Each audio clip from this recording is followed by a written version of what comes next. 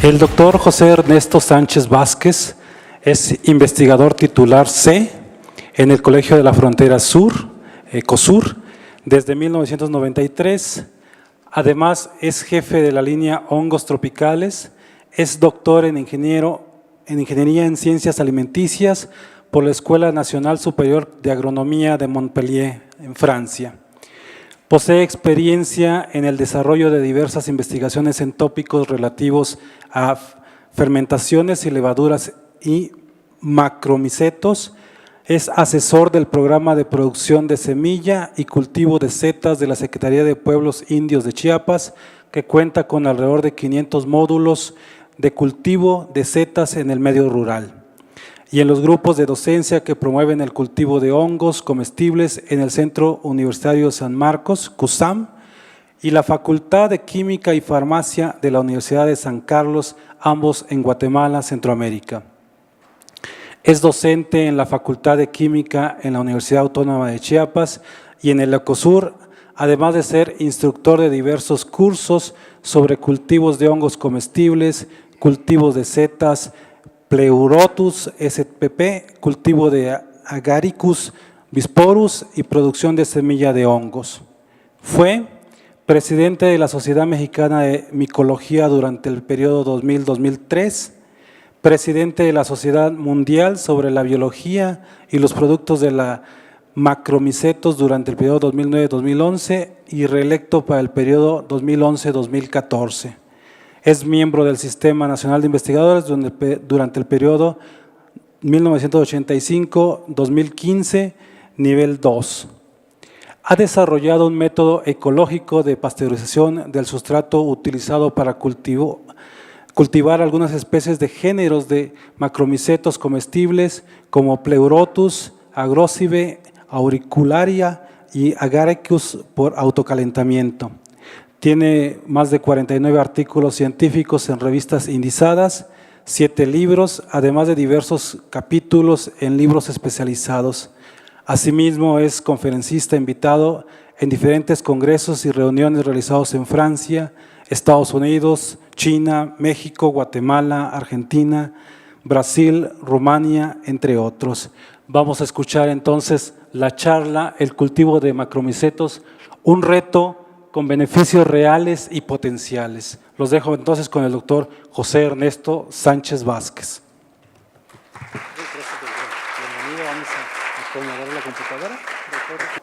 Bueno, pues muy buenas tardes. Mil gracias por esta presentación y esta honrosa invitación. Quiero, antes de pasar a mi charla, pues primeramente felicitar a las autoridades de este centro universitario. Se ve realmente a través del programa que tienen que hay un enorme interés por formar bien a sus estudiantes a través de intercambios académicos pues con muchas partes de México y también de fuera de México.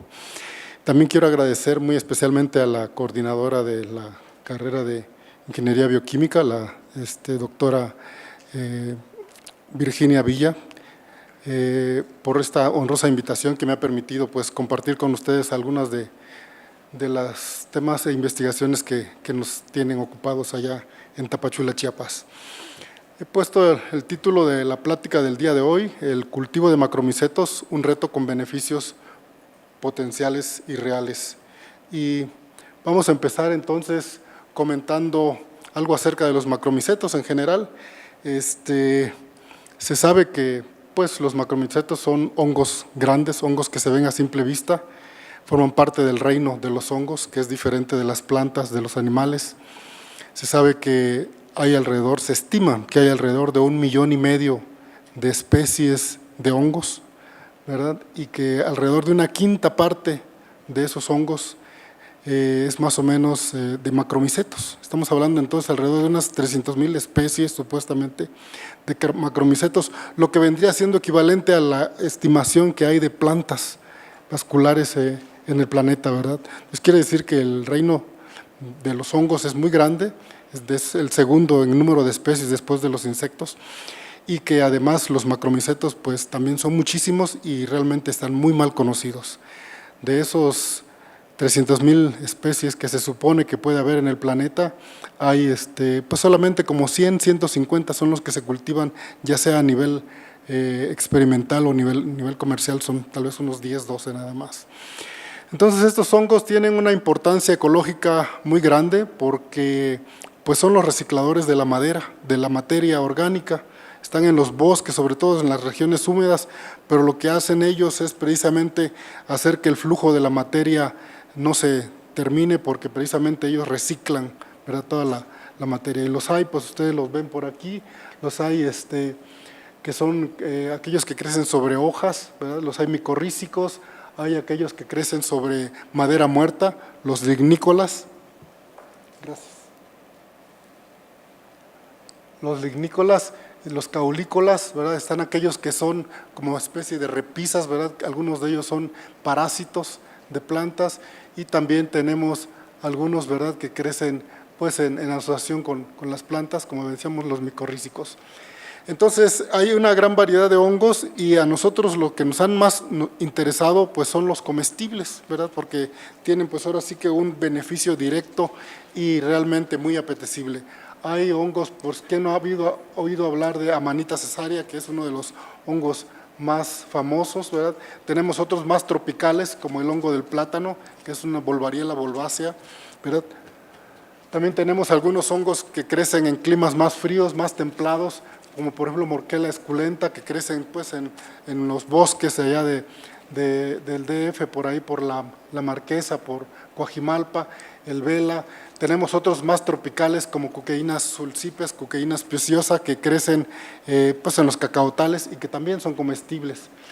Pero no solamente hay de esos hongos, ¿verdad?, también hay otros que causan mucho interés para diferentes grupos poblacionales. Por ejemplo, tenemos estos que consideramos psicodélicos, son psicotrópicos, ¿verdad?, que causan ciertas reacciones en la mente y nos hacen ver visiones, nos hacen viajar, ¿verdad?, en algunos momentos, como psilocibe semilanceata. Hay muchas especies, muchos géneros también involucrados en estos efectos. Y también algunos tenemos que son venenosos, mortales, como en este caso estamos poniendo Amanita phalloides, pero también hay un grupo, en México hay alrededor de 6 especies de hongos venenosos que realmente son la causa de que muchas personas le tengan miedo a comer hongos comestibles, porque dicen que pues hay venenosos, cuando realmente los comestibles son alrededor de 303 especies que hay solo reportadas para México, y cuando tenemos solamente 6 venenosos. Sin embargo, como a veces nos vamos por las cosas más espectaculares, ¿verdad?, y llamativas, más así amarillistas. Entonces, los hongos pues crecen en lugares húmedos. El sureste de México pues es ahora un reservorio muy, muy importante para este tipo de hongos, que está realmente involucrado pues ahora tradiciones ancestrales en nuestro país, ¿verdad? En las zonas donde hay cultura indígena hay un conocimiento de los hongos, de tal manera que en las zonas rurales a veces se conocen mucho más los hongos que lo que se puede conocer en la zona urbana. En la zona urbana, si acaso, conocemos el champiñón y nada más. Pero entonces sí hay un mercado de hongos, ¿verdad? Hay costumbres de colectarlos, y lo que sí no ha habido, y eso sí hay que reconocerlo, sino hasta años relativamente recientes, estamos hablando poco menos de 100 años en México, del cultivo. El cultivo es algo que se desarrolló en Asia, en China sobre todo, y en las culturas mexicanas, aunque hay una gran tradición por el consumo, no se desarrolló esta cuestión de cultivarlos como fue en otras partes, ¿verdad?, de Asia, como les comento. Y así entonces llegamos a lo que es el cultivo de hongos comestibles, que vamos a decir que es uno de los beneficios reales cuando hablamos de nuestra plática con beneficios reales y potenciales. Entonces, muchas veces pensamos hongos comestibles, el champiñón, y por eso puse estas 2 fotografías de un género de hongos que es el más conocido en América, en las 3 Américas, en Europa, que es Agaricus bisporus, en sus 2 presentaciones. Mucha gente los considera como que si fueran 2 especies, porque hablan de del champiñón, y a por el nombre comercial que le han dado de portobelo, dicen, no, pues son 2 hongos diferentes. La verdad es que es el mismo hongo, es el mismo género, la misma especie. La diferencia es un una cuestión comercial. Este hongo se cultiva, pero deja que el sombrero se desarrolle totalmente, y pues eso, además de que va aunado a que se utilizan variedades oscuras, entonces lo hace un poquito diferente, pero realmente cuando está pequeño está igual que nada más que son oscuros. Quiero decirles que los primeros hongos, champiñones que se cultivaron eran de este tipo, por allá por 1700, porque son los especímenes silvestres de Agaricus bisporus. Y eso estuvo durante más de 200 años. Fue por allá por 1940, 1950, que hubo un híbrido natural en Holanda, que fue un híbrido blanco. Y hongo fue tan exitoso que en 10 años de cultivo borró totalmente al hongo tradicional, que era el de color café. Y así ha hecho que durante casi otros 30, 40 años haya prevalecido, hasta que últimamente, cuando ya los champiñoneros vieron que se estaba estancando la producción, que ya no había nuevos mercados, pues inventaron, ¿verdad?, una nueva estrategia para otro hongo, pues para utilizar sus instalaciones y incrementar sus producciones, y entonces nació el portobelo. El portobelo, claro, era más caro, el mismo valor, dijéramos, nutritivo, el mismo hongo, la misma especie, la misma tecnología de cultivo, pero en lugar de cultivarlo en manera de botón, así como se cultiva el champiñón, pues hay que dejarlo crecer, y entonces pues es otro hongo, otro precio, y vamos a venderlo como portobelo, y esa es la diferencia. Entonces, podemos decir que el champiñón es uno de los hongos cultivados, pero no es ni el primero ni el único. El primer hongo que se reporta haber sido cultivado es Auricularia, lo llaman oreja de judía, oreja de ratón u hongo chino. También, si ustedes van a un restaurante chino, segurito que ahí lo van a consumir. Es un hongo cartilaginoso en forma de oreja, se vende seco, ¿verdad? Y cuando se mete en la sopa, pues se hidrata y se ve así medio oscurito, negrito, medio liláceo. Bueno, ese es Auricularia aurícula, y fue cultivado, los reportes difieren, unos dicen 300, otros 600 años antes de Cristo. O sea que es un hongo que tiene más de 2000 años de que es cultivado. El segundo hongo en haber sido cultivado fue el Enokitake, que se dice en nombre japonés, ¿verdad? Golden Needle Mushroom, es Flammulina velutipes, y que fue cultivado por allá por el año 800, 900, ya esto sí, en nuestra era, después de Cristo. El tercer hongo en haber sido cultivado por allá por el año 1100 en troncos de madera es el Xianggu, fue cultivado por primera vez en China, pero desarrolló posteriormente el Japón una tecnología de cultivo artificial e inundó los mercados, y entonces se conoce más comercialmente como shiitake que como el hongo que se cultivó primeramente desde el año 1100, y es que es Lentinula edodes. Después vino el Volvariella volvacea, en el año 1700 más o menos, después de Cristo, el hongo del rastrojo, ¿verdad?, que también es un hongo, nada más que se vende como botón y no tiene una vida de anaquel muy larga, realmente 2-3 días y luego se lisa y ya no es agradable para consumir. Entonces los chinos lo venden, pero en estado de botón, y generalmente lo enlatan. Después de estos hongos viene entonces el champiñón. Entonces no es ni el primero ni es el único, ¿verdad?, sino que hay muchos que fueron antes, y sobre todo ahora pues estamos hablando de alrededor de 100, 150 especies que se cultivan de manera comercial, muchas, pero sobre todo de manera experimental.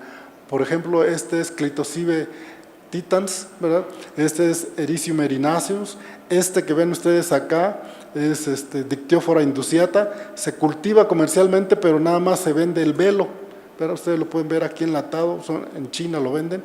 Tremela fusiformes, ya lo habíamos visto, Flammulina velutipes, y es una lacaria, ¿no? Bueno, y ahora tenemos aquí la producción de los hongos que comercialmente se venden a nivel mundial. Generalmente estos hongos abundan en China. Por ejemplo, en México nada más estaríamos hablando de Agaricus, de Pleurotus y un poquito de Lentínula que se venden. Sin embargo, como vemos aquí en la producción mundial, tampoco el champiñón es el más cultivado. Ustedes pueden ver que el 22% de estas 10 a la 6 toneladas de hongos que se producen, 34.8 por 10 a la 9 kilogramos es la producción total de hongos a nivel mundial del año 2013. Y ustedes pueden ver que en esa ocasión el Lentínula edodes fue el hongo más cultivado con el 22%, le siguió Pleurotus, lo que nosotros conocemos en México como la seta, que hay varias especies, con 19%, con 18% auricularia, el hongo chino que habíamos comentado, y Agaricus bisporus, el champiñón, con 15%, y después otra serie de hongos más que son cultivados en menor escala.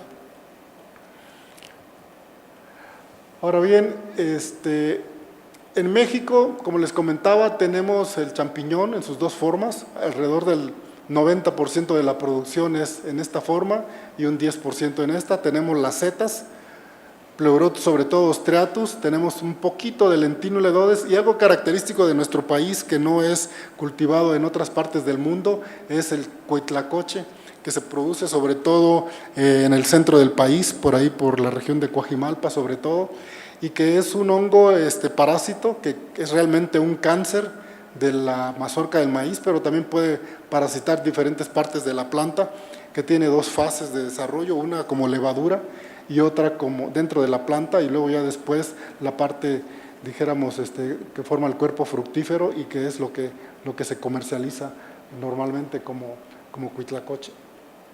De este hongo, pues hay alrededor de 500, 600 toneladas que se producen por temporada, y en el cual primeramente pues se tiene que producir la planta de maíz para luego infectar y ya producir el hongo. Entonces, Agaricus bisporus se producen alrededor de 70 toneladas al año, no ha variado mucho en los últimos años. Pleurotus se produce mucho menos, 5 o 6 toneladas. Yo les decía, de Gustilago maidis, 500 toneladas. Y el consumo per cápita en nuestro país en promedio es alrededor de 300 gramos de hongos frescos por año, lo que es muy bajo si consideramos, por ejemplo, los 3 kilos de Francia o los 10 kilos de Shanghái y de Pekín allá en China. Entonces, el cultivo de hongos es algo, pues vamos a decir que un círculo virtuoso, ¿verdad? Porque a partir de un sustrato vegetal que tiene poco uso en general, ¿verdad? Que no es un desecho, pero que tiene poco uso realmente en nuestra región, se puede producir un alimento sano y nutritivo, genera ingresos, hay empleo. Este empleo en muchos casos disminuye la migración, ¿verdad? Por otra parte, al disminuir la cantidad de focos de infección y de problemas de enfermedades, pues estamos protegiendo el ambiente. Y hay otro aspecto que no menciono aquí, es que también facilita la incorporación de la mano femenina a la economía familiar. En Chiapas, alrededor del 50% de los módulos de cultivo son manejados exclusivamente por mujeres, lo que hace realmente algo pues muy digno de tomarse en cuenta, porque se acopla muy bien a las actividades de la mujer. Por una parte tienes su cocina, tiene el cuidado de los hijos y también tiene su módulo de cultivo ahí donde puede de repente ir a echarles el riego o ir a cosechar.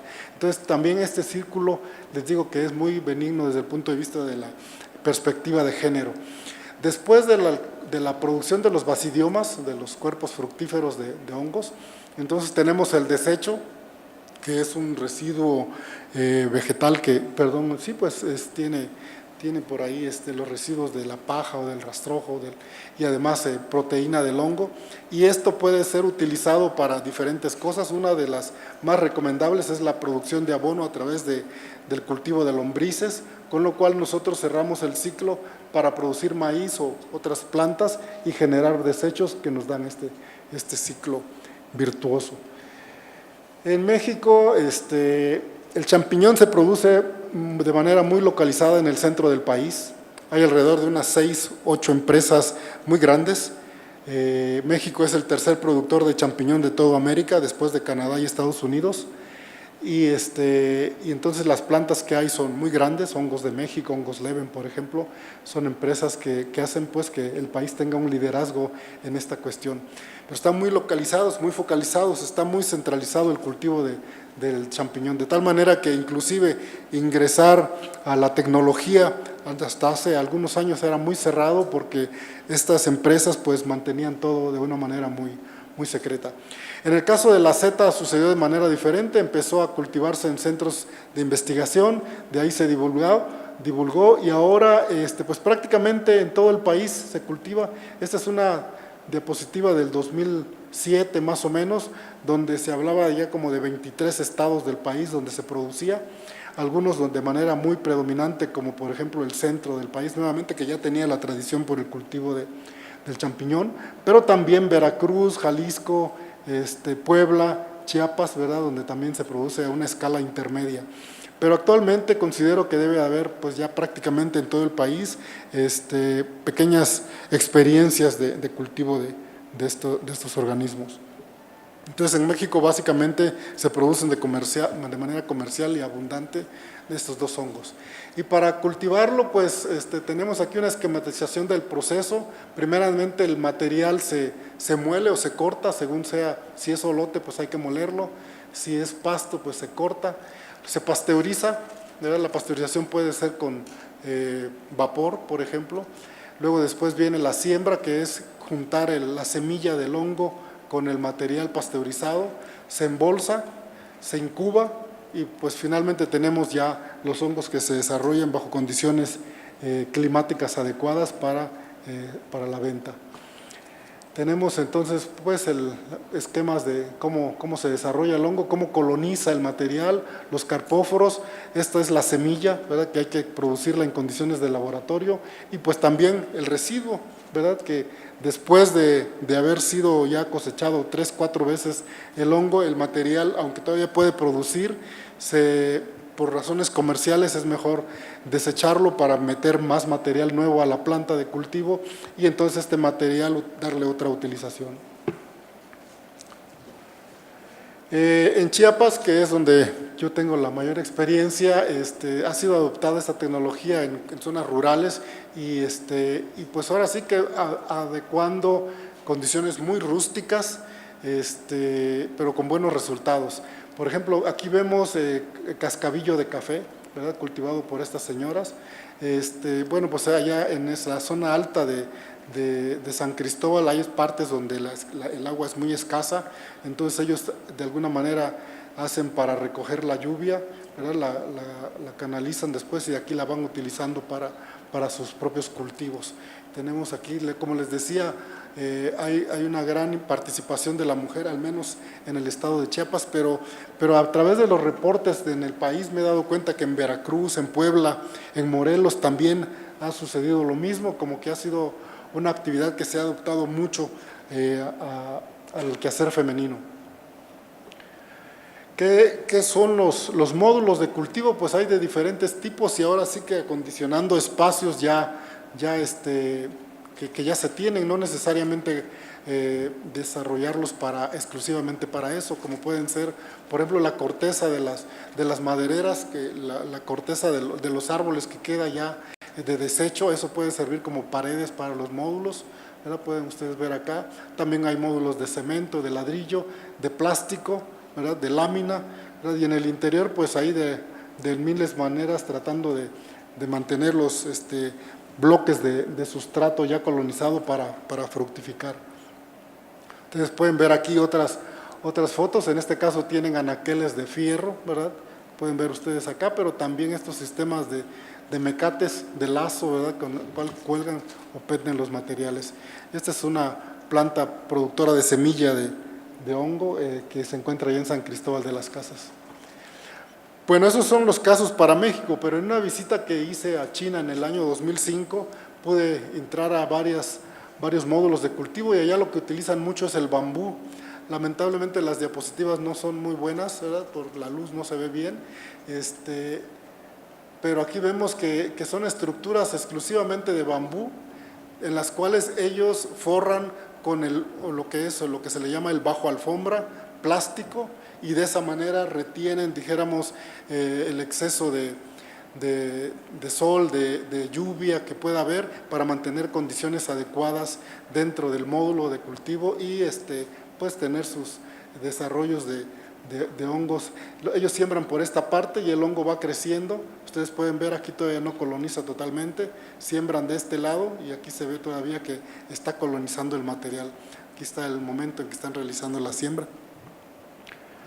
Pueden ustedes ver aquí algunos anaqueles que utilizan Bueno, y realmente las estructuras son muy sencillas, ustedes pueden ver puro bambú y podrían decir, bueno, estos son como anaqueles, pero no, la verdad es que son estructuras realmente muy rústicas, que cuando sacan del material, porque ya el cultivo dio todo lo que tenía que dar, entonces lo dejan limpio, y lo que ustedes pueden ver son unos ladrillos, ¿verdad? Ladrillos aquí, y sobre esos ladrillos ellos ponen precisamente unos pedacitos de bambú, así, tiras de bambú, que hacen, dijéramos, la base donde van a ir colocando después los blocks de sustrato ya colonizado o por colonizar, ¿verdad? Donde va a crecer el hongo y van entonces llenando hasta tener estos recipientes. Ustedes pueden ver aquí otra vez la colonización, es de un lado y del otro para facilitar el manejo y el crecimiento del hongo.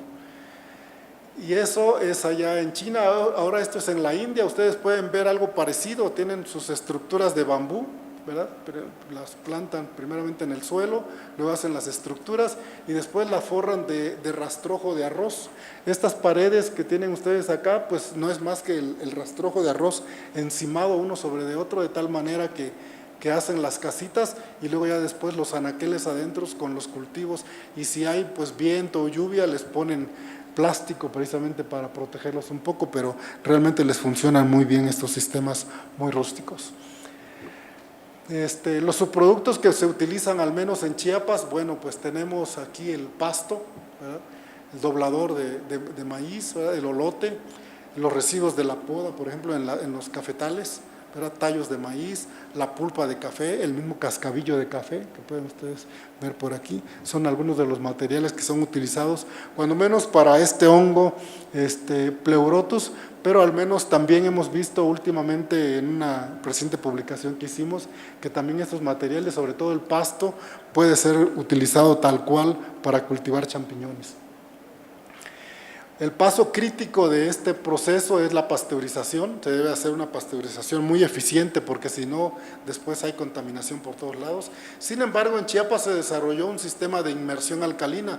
Es más bien un tipo de desinfección que se hace exclusivamente con cal. No se utilizan insecticidas ni fungicidas. Únicamente sumergir en tanques en agua con cal a 2% de cal, por ejemplo, 0.5% de cal, y de esa manera después se deja escurrir el material y puede ser ya sembrado. Este es un método que se ha adoptado en la mayoría de los módulos de cultivo de Chiapas, pero como vamos a ver más adelante tiene algunas desventajas. El primer método que se utilizó fue el de inmersión en agua caliente. Se tenía pues un tambo calentado con agua, y luego después en agua hirviendo ya se ponía el material. Sin embargo, actualmente no lo recomendamos porque hay un enorme costo energético ahí que tiene que afrontar el productor, pero además la protección que se da es muy temporal, y realmente dadas las condiciones en que se siembran, que no son de mucha asepsia, pues entonces no funciona muy bien.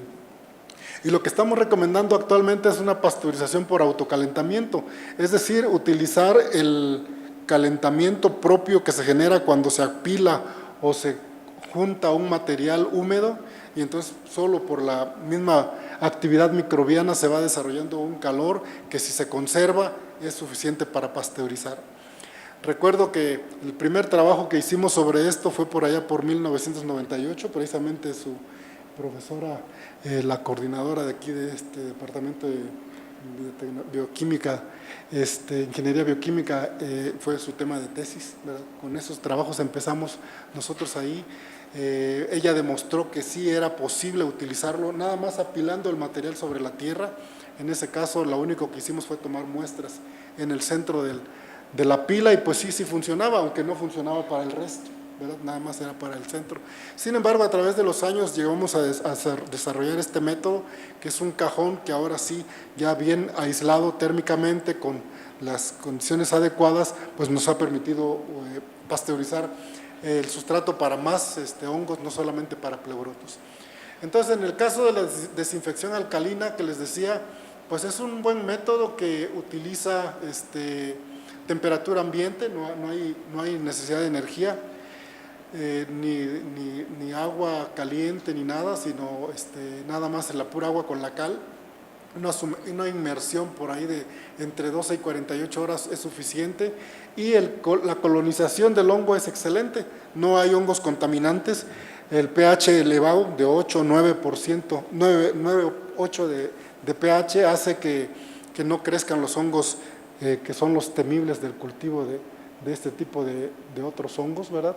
Y de esa manera tenemos un buen rendimiento. Sin embargo, este método tiene desventajas.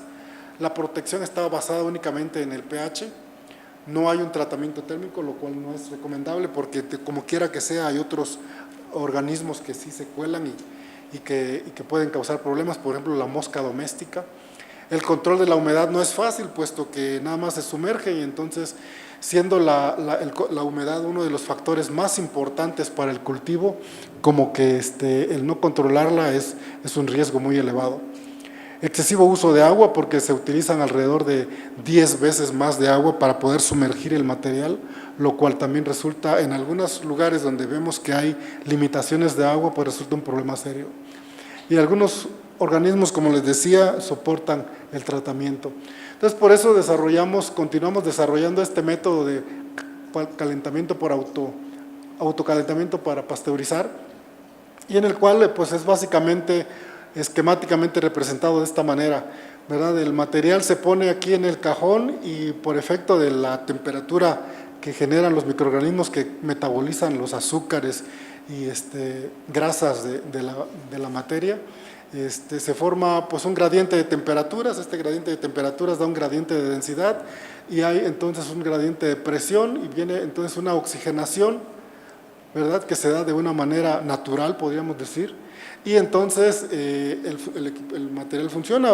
Este material debe ser totalmente aerobio, con lo cual se logra haciendo estas circunstancias. Lo único es que hay que evitar las pérdidas de calor que se dan, porque sí hay muchas también, si no se hacen las condiciones adecuadas. La conducción, la convección, la evaporación son limitantes que hay que tratar de minimizar para poder.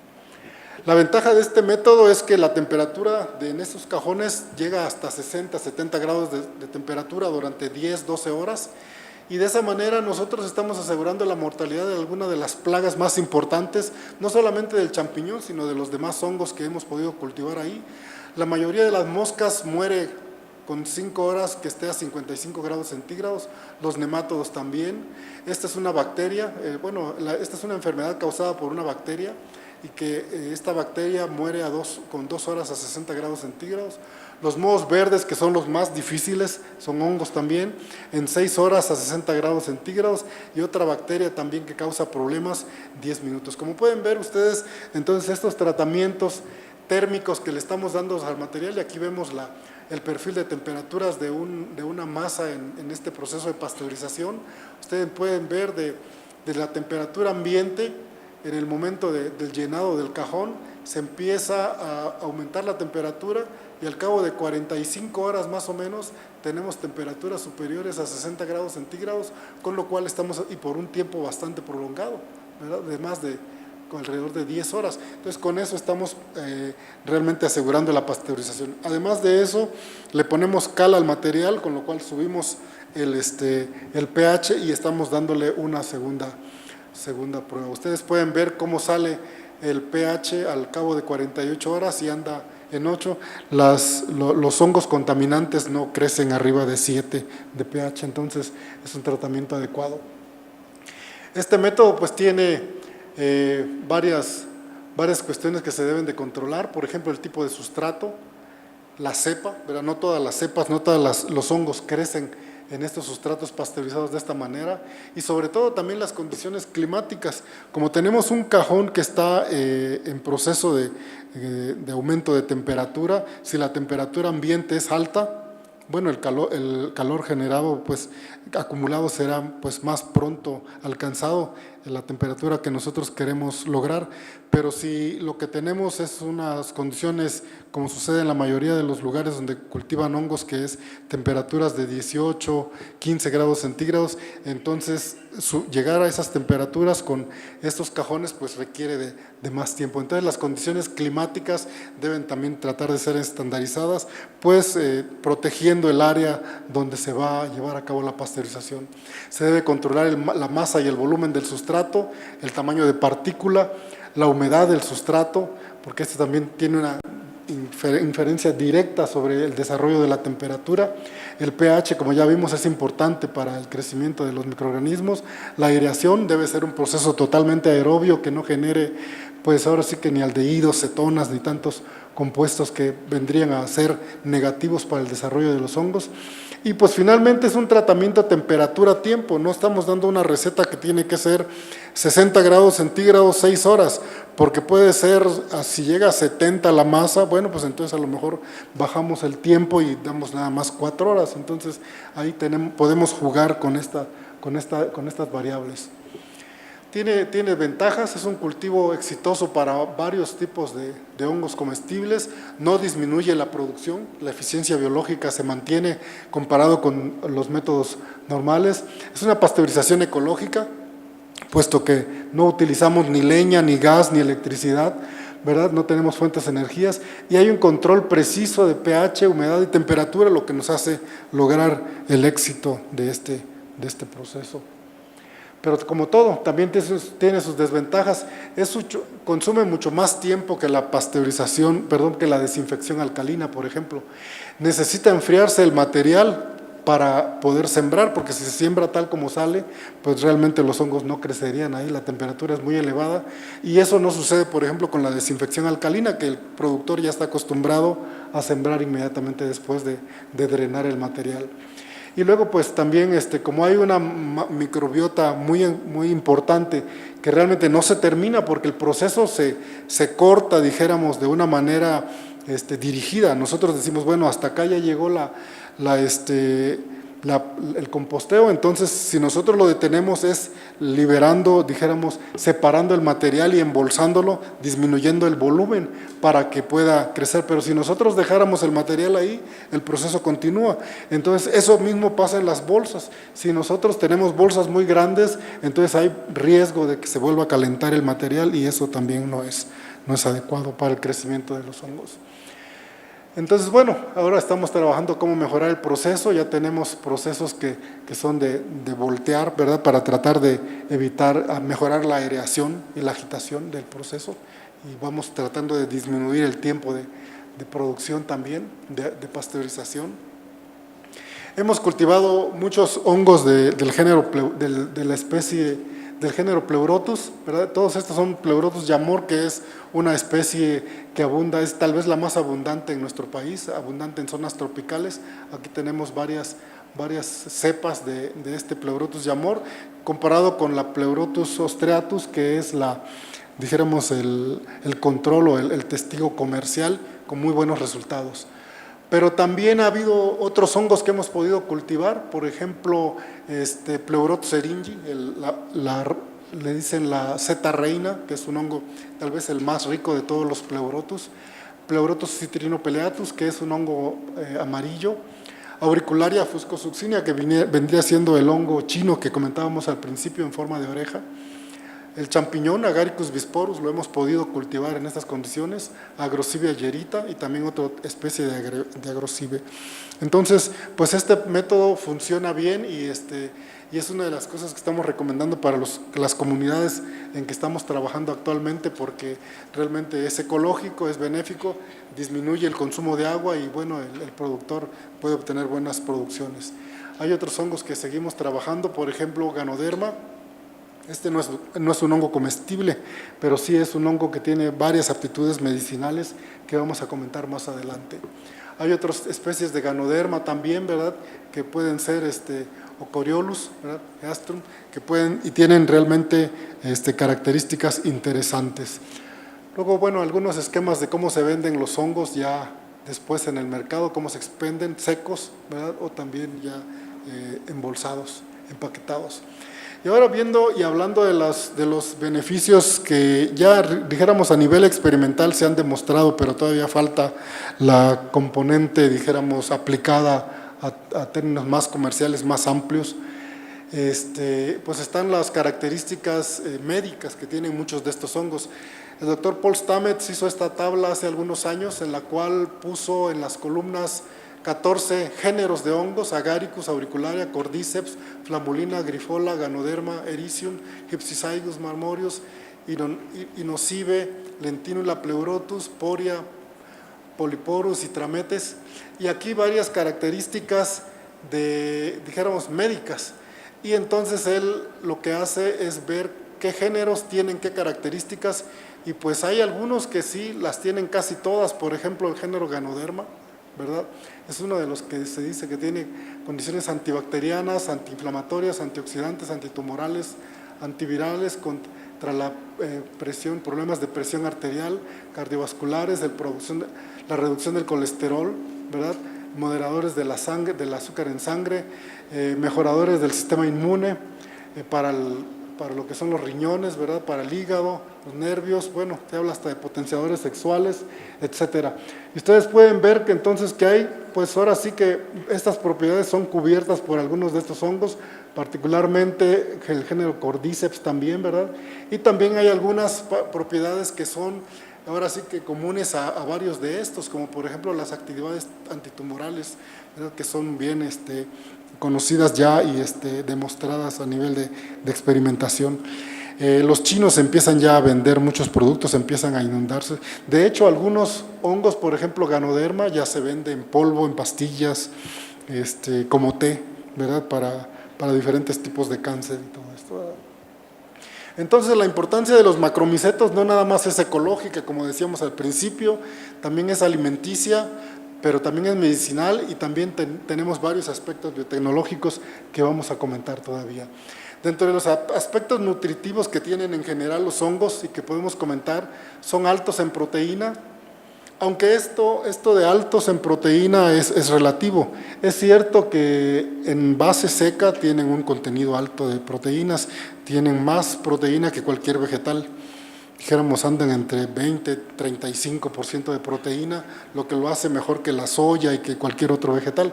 Sin embargo, la verdad es que los hongos tienen mucha agua, tienen alrededor del 90% de agua. Entonces, cuando uno compra un hongo fresco y se lo come, pues sí come proteína, pero no en los grandes rubros que podría decir el análisis de la materia seca, ¿verdad? Porque realmente no son tan importantes. Dijéramos, la carne también tiene un alto contenido proteico, pero realmente aún en peso húmedo el contenido es alto, entonces no se compara, definitivamente. Son bajos en grasas, ¿verdad? Contienen vitaminas, eso sí, son muy importantes las vitaminas que tienen, sobre todo las vitamina B. Bajos en sodio, es otra de las características, lo que los hace interesantes para los que tienen problemas de presión. Bajos en ácidos nucleicos, anticolesterolémicos. Por ejemplo, Pleurotus es un hongo que tiene estatinas como parte de su composición química, entonces pues realmente con el hecho de comerlos estamos protegiéndonos del colesterol. Algunos fortalecen el sistema inmune y otros tienen sustancias antioxidantes. Entonces, entre las características médicas, pues ya habíamos visto la tabla anterior, nada más resumimos aquí algunas de las características que ya habíamos comentado. Otra de las características con las cuales podemos aprovechar estos macromicetos es en control biológico. Nosotros hemos hecho algunos estudios en colaboración con colegas del INIFAP en Morelos, en Cuernavaca, el grupo de parasitología veterinaria, y hemos visto que los hongos que nosotros trabajamos, por ejemplo, en este caso estamos hablando de Pleurotus yamor, es el hongo que les presenté hace rato en diferentes diapositivas. Es un hongo que tiene sustancias y varían según las especies. En este caso la 123, que es el resultado del trabajo de una estudiante, Rodríguez Bamaca, demostró que ella podía controlar los nemátodos que causan problemas gastrointestinales en borregos. Aquí vemos, por ejemplo, el control en 3 diapositivas vistas a microscopio electrónico, normal, ¿verdad? Y aquí en el caso que fue expuesto precisamente a un extracto de carpóforos de Pleurotus yamor. Ustedes pueden ver las diferencias, sobre todo, no tanto en la cabeza, no se ven, pero sí algunas pústulas y luego la forma de la cola, ¿verdad? Que es totalmente diferente. Todavía estamos viendo más sobre este sistema, sin embargo, hay algunos compuestos que ya están saliendo que son posibles, por ejemplo, el xilitol, es uno de ellos, pero hay otros más que estamos trabajando en colaboración con colegas de la UNAM también para descifrar por qué es que se lleva a cabo este tipo de control. Ustedes pueden ver aquí en qué tiempo y en qué porcentajes. La ivermectina vendría siendo el control, ¿verdad? Y ustedes pueden ver aquí que estos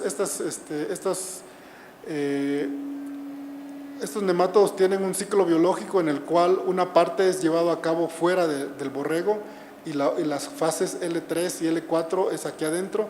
Entonces aquí afuera tienen vaina y aquí adentro ya no tienen vaina, que es cuando se vuelven infectivas. Entonces aquí se probaron con vaina y sin vaina y los efectos de los tratamientos de este extracto, y ustedes pueden ver que en 48 horas pues prácticamente acaban con los nematodos. Entonces estamos trabajando en eso, se le ve un potencial muy interesante. Otro hongo que también estamos trabajando es típico de allá de nuestra área, lo aislamos de zonas cafetaleras de ahí de la región. Auricularia fuscosuccinia, en este caso es la cepa 210, y ustedes pueden ver aquí que es eficaz para degradar contaminantes emergentes como el metamizol, ¿verdad? Ustedes pueden, no sé si se alcancen a ver, pero en 6 horas más o menos ya casi acaba con el 80-90% del contenido de metamizol en un caldo, ¿verdad?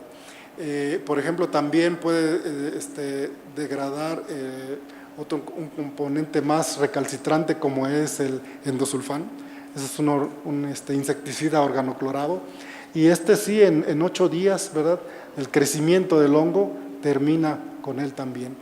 Y esto se debe precisamente a que tienen enzimas muy importantes, ligninolíticas, como pudieran ser las enzimas lacasas y fenoloxidasas, que realmente son las que pensamos que son las que llevan a cabo este tipo de acciones benéficas. También tenemos el sustrato degradado, del cual habíamos ya hablado de que podemos utilizarlo para cultivar lombrices y de esa manera hacer un abono excelente. Pero también hay otras cuestiones, por ejemplo, lo podemos dar a comer a borregos, ¿verdad? No en grandes cantidades, es como un suplemento, dijéramos hasta un 20% del material que consume el borrego se le puede suplementar con estos materiales, pero también podemos hacer columnas, ¿verdad? Rellenas con este material de degradación y degradar insecticidas como el endosulfán, el clorotalonilo o el paraquat. Bueno, pues entonces vamos a decir que este es un panorama general. Todavía hay muchas investigaciones más que se hacen desde el punto de vista biotecnológico, pero al menos para Latinoamérica vemos que se observa un incremento constante en el cultivo. Estamos hablando de hongos comestibles, sin embargo, al abrirse la perspectiva de la mayor número de usos, pues entonces estamos abriendo más posibilidades de que se cultiven con mayor razón. Y en los últimos 15 años ha habido una tendencia realmente ascendente. Sin embargo, los gremios están muy aislados, los cultivadores, creo que ahí falta todavía mucho que hacer para tratar de que como grupo puedan pues interactuar para mejorar sus condiciones. La producción de semillas es una limitante en toda Latinoamérica. No hay muchos productores de semilla y quien quiere producir, pues si algo necesita básicamente la semilla, entonces ahí hay problemas. Métodos de desarrollo de ventas, ¿verdad? De extractos, de metabolitos, en fin, de formas ya de cultivarlo, de comercializarlo ya una vez cosechado el hongo. Y luego también la diversidad de cepas de que se cultivan, porque también tenemos colores, tenemos géneros, tenemos especies, sabores diferentes y por lo tanto hay por ahí todavía mucho por hacer. Pues si no tienen otra cuestión, pues les agradezco su atención y si hubiera alguna pregunta por ahí, con mucho gusto.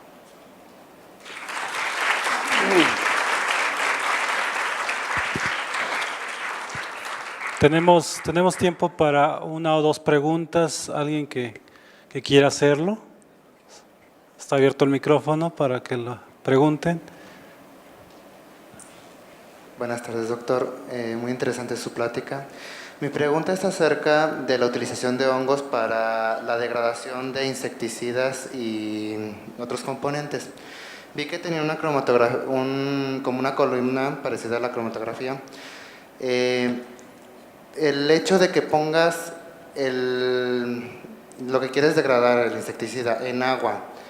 No, el agua no va a afectar mucho al hongo, o sea, no lo pudrirá después de un rato. Eso.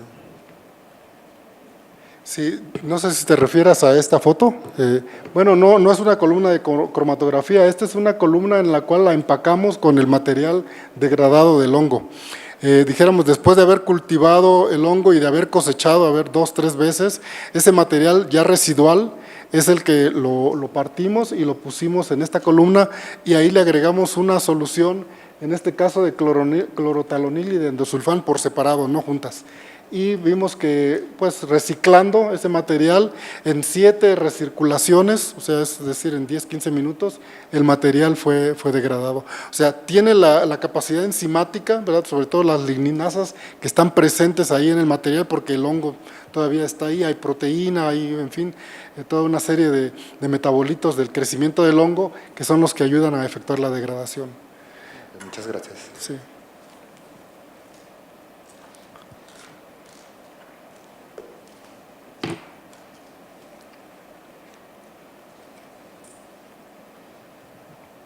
Hola, ¿qué tal? Yo tengo 2 preguntas. La primera es, ¿hasta qué punto de distribución alcanza el cultivo que tienen en esa zona? Si tienen exportaciones o en qué partes de México. Y otra, ¿en qué zona de Chiapas, en San Cristóbal de las Casas, están ubicados estos sistemas de cultivo? Porque pues la diferencia de zona alta y baja, pues de clima, es muy notable. Entonces, ¿en qué zona? Sí, bueno, en general,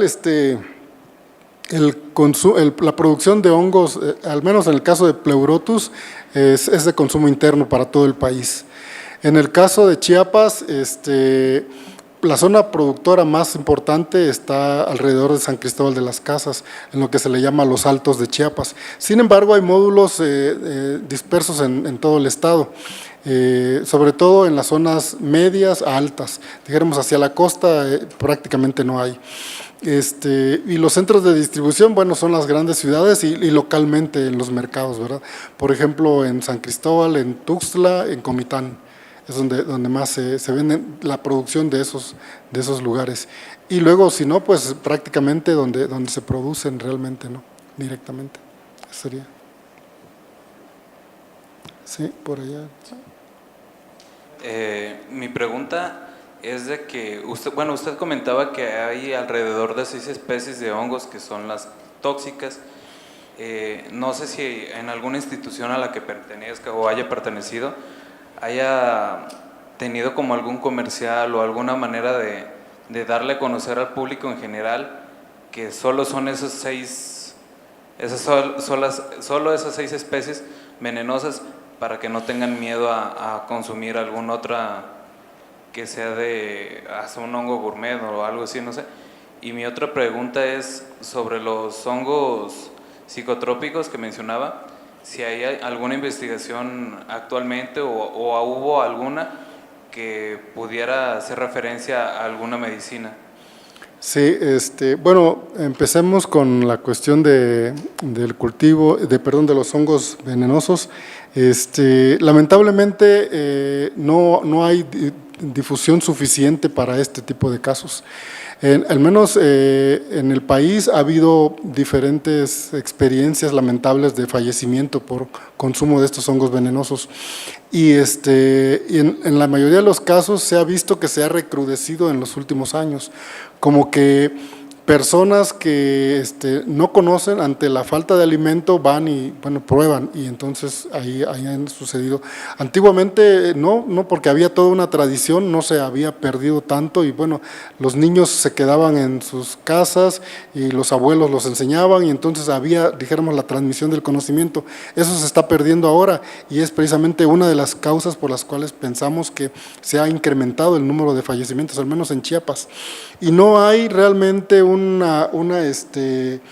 esfuerzo gubernamental sólido para tratar de educar a la gente de todo este tipo de casos.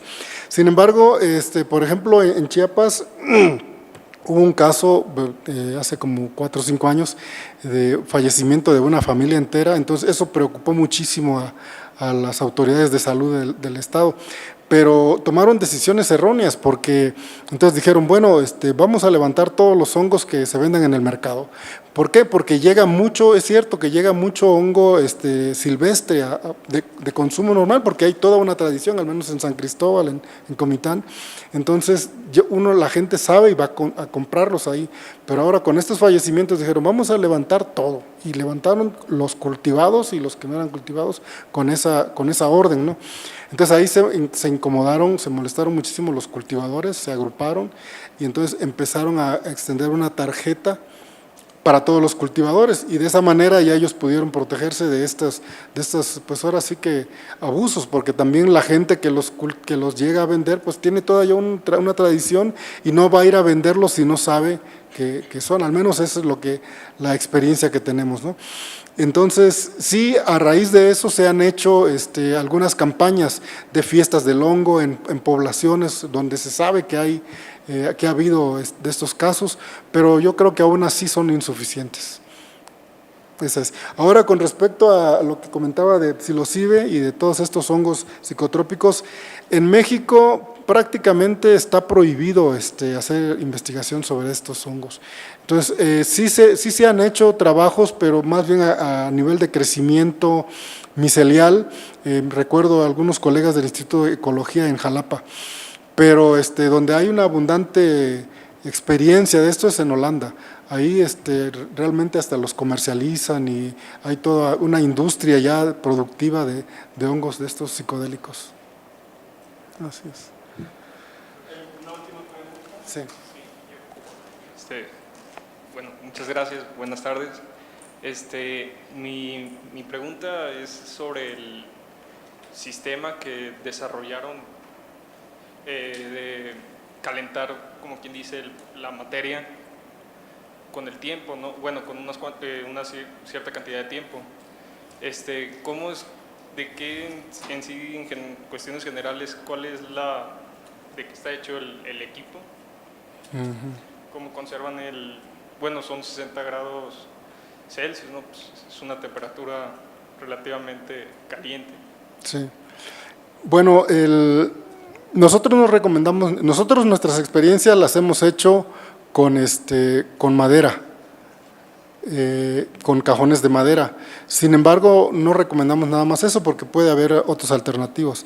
Por ejemplo, la fibra de vidrio, materiales que son inertes a la generación pues, de los diferentes metabolitos que se generan durante el proceso, porque aunque no es una fermentación como tal, pues sí, de todas maneras hay una cierta oxidación que se podría dar en el caso que fuera de fierro, por ejemplo. Entonces, pero por ejemplo el cemento puede funcionar. Nosotros lo que hacemos es con madera y esa madera ya tenemos muchos años trabajándola y no ha habido ningún problema. Y sí, tiene uno que tener las condiciones adecuadas para conservar el calor, pero debe de ser conservar el calor sin hacerlo aislado térmica totalmente, porque debe de haber un intercambio, debe de haber oxigenación para que pues no se fermente el proceso, ¿no? Y ese es precisamente el chiste de lograrlo, pero en las condiciones que lo estamos haciendo, un cajón de 1 metro cúbico con tantos agujeros, que lo tienes que remover a tal tiempo, sale perfecto. Haz de cuenta que si controlas todos esos parámetros, tienes un sistema muy, muy exacto de pasteurización.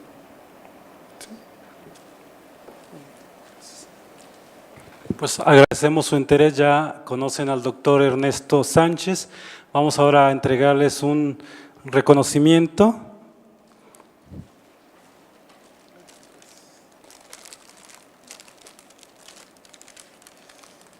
Y a la vez una constancia que me permito dar lectura y dice: la Universidad de Guadalajara, a través del Centro Universitario de los Lagos, otorga la presente constancia al doctor José Ernesto Sánchez Vázquez por la participación como ponente en la conferencia El cultivo de macromicetos, un reto con beneficios reales y potenciales, efectuada como parte de las actividades del tercer Simposio Internacional de Ingeniería Bioquímica en el marco de esta WIF 2017.